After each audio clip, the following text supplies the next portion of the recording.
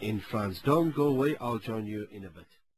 Well, nice to have you back. We're talking to Daryl Smith in France. He touched a bit on, Daryl, you touched on Mohammed Atta and a bit. I want to know if you could explain how the passports of Mohammed Atta and Satam al-Sugum, I think, both on Flight 11, survived the inferno to be found on the street near the World Trade Center.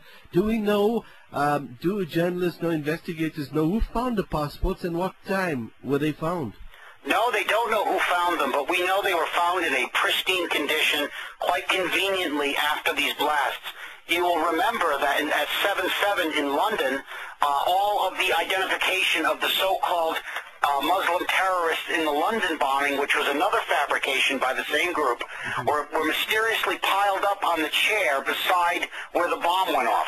Now, that's absolute foolishness to believe that, and if the mainstream public cannot pull itself out of the fog that it's in long enough to see that this is lies, we are all in very big trouble. We need the public to understand that they're being lied to on every turn. There is virtually nothing our governments tell us that are valid. Almost nothing.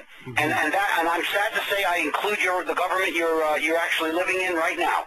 Well, we know about that, and we're learning every day much more, Daryl. I also refer to a Washington Post article dated 23rd September 2001, Daryl, and they ask, why weren't the flight schools shut down or the terrorists deported if the FBI knew terrorists were using flight schools for years, as reported? Well, see, that was part of their story. They needed to show that these young Muslims were in America trying to learn how to fly planes, and it was part of the story. And there were good FBI agents who were not part of the criminal element who did bring it to the attention of their superiors, and their superiors said, don't pay any attention to that. There was one specific incident up in Wisconsin, I believe. It's Wisconsin or Michigan. I'll have to check my facts, but I think it's Wisconsin, where one of the FBI agents, Carol Raleigh, her name was Agent Raleigh, actually said, look, we've got clear evidence that something is going on here. Well, what was happening was they were setting up the lie. They were putting into motion all of the elements that later would become the official story. Now, if you take a look and dissect that official story, you will find out that behind the scenes, it's elements within the government and Israeli Mossad and the MI6 of Britain that are actually involved in putting this lie together. We talk of NORAD.